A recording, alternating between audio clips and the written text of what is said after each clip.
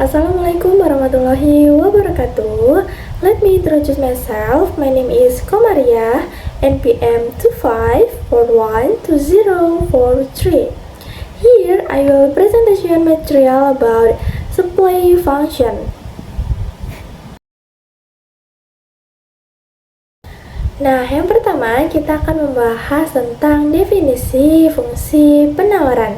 Apa sih fungsi penawaran itu? Jadi, fungsi penawaran atau supply adalah suatu fungsi yang menunjukkan hubungan antara harga dan jumlah barang atau jasa yang diminta oleh produsen, yang ditawarkan oleh produsen. Fungsi penawaran digunakan produsen untuk menganalisis berapa banyak barang atau produk yang diproduksi. Nah, selanjutnya yaitu hukum penawaran, yang dimana jika harga barang naik, maka jumlah barang yang ditawarkan juga akan naik. Sebaliknya, jika harga suatu barang turun, maka jumlah barang yang ditawarkan juga akan turun. Nah, selanjutnya yaitu ada faktor-faktor fungsi penawaran. Yang pertama yaitu harga barang. Maksudnya, jika harga barang naik, maka produsen akan terdorong untuk menjual lebih banyak barang yang dia produksi untuk mencapai keuntungan. Begitupun sebaliknya. Selanjutnya yaitu bencana alam atau faktor alam, yang dimana untuk produk pertanian, cuaca sangat berpengaruh pada hasil pertanian tersebut. Jika cuaca baik, maka penawaran akan baik. Namun sebaliknya, jika cuaca buruk, maka penawaran akan turun. Contohnya, jika musim hujan ekstrim sehingga menurunkan produksi sayuran. Selanjutnya yaitu banyaknya penjual atau produsen. Maksudnya yaitu semakin banyak produsen, maka semakin besar total barang yang ditawarkan di pasar. Jika jumlah barang produsen naik, maka penawaran akan meningkat. Selanjutnya yaitu harga barang lain atau barang pengganti. Terjadi jika produsen bisa memilih antara dua barang yang memakai sumber daya yang sama.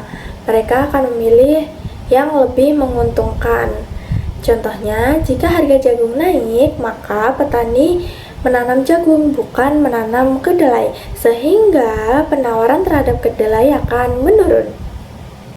Nah, yang selanjutnya yaitu biaya produksi, yang dimana jika biaya bahan baku, tenaga kerja, dan transportasi dapat mempengaruhi kemampuan produsen. Contohnya, jika harga pupuk naik, maka biayanya juga akan naik, sehingga penawaran padi akan menurun.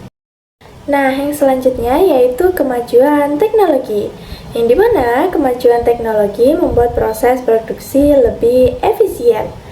Contohnya, mesin panen otomatis dapat meningkatkan hasil pertanian dan juga dapat mempercepat proses pemanenan hasil pertanian. Nah, yang selanjutnya yaitu adanya besaran pajak, yang dimana adanya kebijakan pemerintah. Dengan adanya kebijakan pemerintah tersebut, pastinya akan mempengaruhi biaya serta keuntungan produsen. Yang dimana jika pajak naik, maka penawaran akan menurun.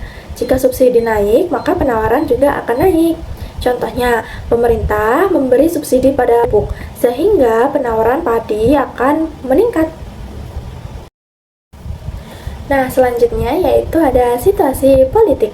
Dan yang terakhir ada ekspektasi harga di masa yang mendatang, yang dimana jika produsen memperkirakan harga akan naik, maka mereka akan menunda untuk menjual barang tersebut. Sehingga ekspektasi harga naik, maka penawaran sekarang akan menurun. Contohnya, produsen minyak menunda ekspor karena harga diprediksi akan naik. Selanjutnya, kita akan membahas tentang jenis penawaran. Jenis penawaran dibagi menjadi dua, yaitu penawaran pasar dan penawaran perorangan. Yuk kita bahas satu persatu. Yang pertama, penawaran pasar. Penawaran pasar merupakan total dari penawaran barang atau jasa yang telah dilakukan oleh seluruh penjual pada tingkat harganya. Nah, yang kedua yaitu penawaran perorangan, yang dimana sejumlah penawaran barang atau jasa yang dilakukan oleh masing-masing produsen terhadap sebuah tingkat harga tertentu. Adapun rumus dari fungsi penawaran yaitu QS sama dengan A plus BPS, yang dimana QS merupakan jumlah barang yang ditawarkan, kemudian ada PS yaitu harga yang ditawarkan, dan ada A dan B yaitu sebagai konstanta. Nah, selanjutnya yaitu ada kurva penawaran yang dimana grafik yang menggambarkan hubungan antara harga atau P dengan jumlah barang atau Q yang ditawarkan pada waktu dan tempat tertentu. Pergerakan kurva penawaran yaitu dari kiri bawah ke kanan atas, baik harga dan jumlah penawaran artinya positif. Nah, yuk kita belajar latihan soalnya. Yang pertama yaitu diketahui penawaran suatu barang ditunjukkan oleh persamaan QS sama dengan min 6 ditambah 3P. Hitunglah jumlah barang yang ditawarkan bila harga yang ditawarkan adalah Rp3. Berikut jawabannya. Nah, diketahui rumusnya yaitu QS sama dengan A plus BPS. Nah, kita tinggal masukkan nominal-nominal yang kita ketahui ke dalam rumus, yang dimana QS sama dengan min 6 ditambah 3P dengan P sama dengan 3. Kita masukkan 3 ke dalam rumus. QS sama dengan min 6 ditambah 3 dikali 3, sehingga 3 dikali 3 sama dengan 9, sehingga QS sama dengan min 6 ditambah 9, sehingga menghasilkan QS sama dengan 3. Jadi dapat disimpulkan yaitu dengan menawarkan Rp3, jumlah barang yang ditawarkan adalah 3.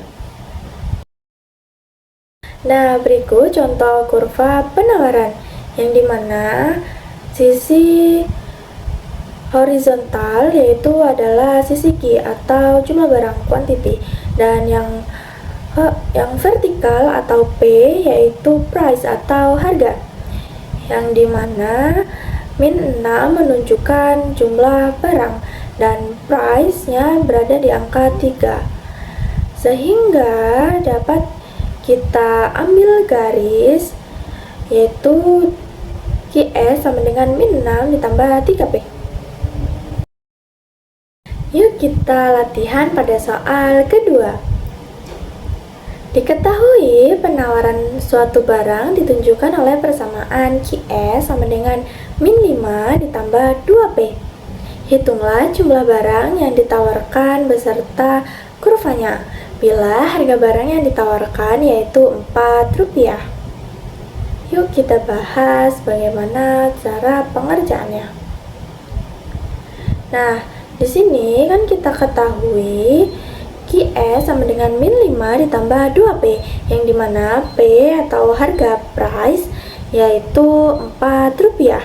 Jadi Rp4 ini kita masukkan ke dalam rumus, yang dimana QS sama dengan min 5 ditambah 2P, sehingga sama dengan min 5 ditambah 2 dikali 4, sehingga min 5 ditambah 8 dan menghasilkan yaitu 3.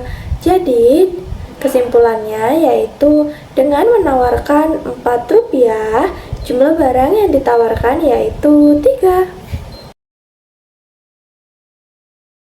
That's all my presentation about supply function.